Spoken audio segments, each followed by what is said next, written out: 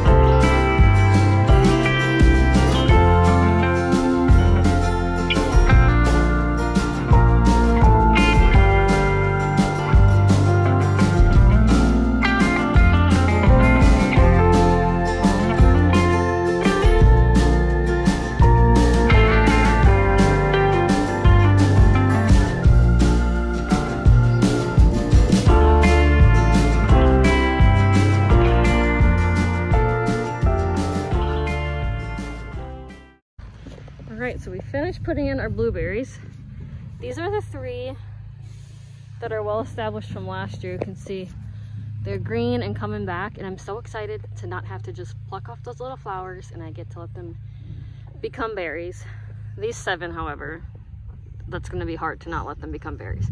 But we need them to be well established, so they'll get plucked as soon as they start flowering. Let me come over here and show you our bee setup. We're going to get started. So I picked up our nuke from the local honey farm yesterday, and you can see all those happy little guys, girls swarming around. And so we're gonna get them moved from their nuke to their hive later today, and then probably throw down some wildflower seed in our woods to give them something to help them get started. And this is a little stand my husband made. He came up with it on his own to just put the hive on top of. So later today, when my husband's done with work, so that he can be with our kids, since I'm the only one with bee gear, I'll come out and I'll get the nuke transferred over to our hive. I'm so excited. And then over here is our 3 fruit trees. So we planted this nectarine tree last year, so it's a year ahead of the other ones. It's a dwarf nectarine, and it doesn't need a pollinating partner, which is why we planted it by itself, and it's making awesome leaves, doing good. And then this is our Honeycrisp tree, dwarf Honeycrisp. And so we got this one in a pot, so it was like an easy start one, and it started making leaves almost right away. Granny Smith was a bare root, and I was confident I killed it. But you can see, just like the other day, I noticed, let's see if we can get to focus. I noticed little leaves started sprouting on it. So we did not kill the Granny Smith. It's alive and well. And then over here is our raspberries. So these are the 3 that we started last year. These were bare root, and they're doing awesome. And they've even set off runners. And so I feel like this is our last year before we need to trellis it. But I'm very excited about those. And then I picked up 3 more pots today to just finish off this side of our house. So let's plant these.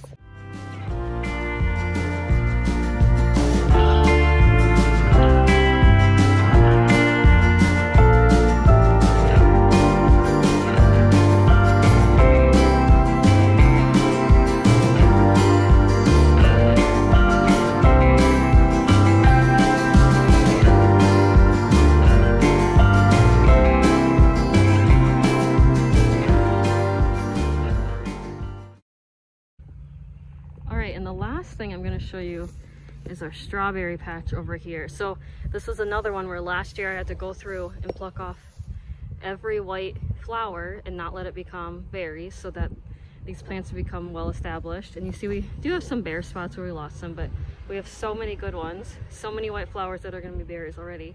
So excited to let them actually become berries instead of just plucking them. So last year hopefully was worth it. Very exciting. The day I've waited for so long is here. We are transferring the nuke into our hive. You can see me here smoking the bees to help this not be a stressful experience for them. They are happy and content in their little nuke, and I am shaking things up by moving them over to the hive. So I'm just giving them some time to calm down, and I'm going to get them moved over. And so this nuke comes with 5 frames. My hive has 10. I took 5 out to make room for these 5 going in, and then the remaining 5 empty frames are going to go on either side of the nuke frames to give room for the colony to expand into the other frames. And so I am not doing anything here beyond just moving the frames. I'm trying not to make this a stressful situation for the bees. You can see me use my hive tool to separate the frames a bit, and I'm just dropping them in the same orientation they were in the nuke, which is, in my research, seemed to be the most important thing. Is they've got their way of doing things all figured out, and so if you just put these frames in randomly in this hive, it ruins their whole system. So I've got, in the middle spaces of this hive, I've got the nuke frames in the same way they were in this box, and you can see me just try to get the remaining bees in there. But if all goes well, your queen made it into the hive, and all these rest of these bees flying around me will follow her in. And it was probably like until later this evening I went out and looked at them, and there was just a few bees flying around the hive, but the majority of them, like there's probably hundreds flying around me right now, and they all had made their way in except for a few that were flying around, probably just doing work, figuring out what's going on around them. So that's my last frame I'm popping in there.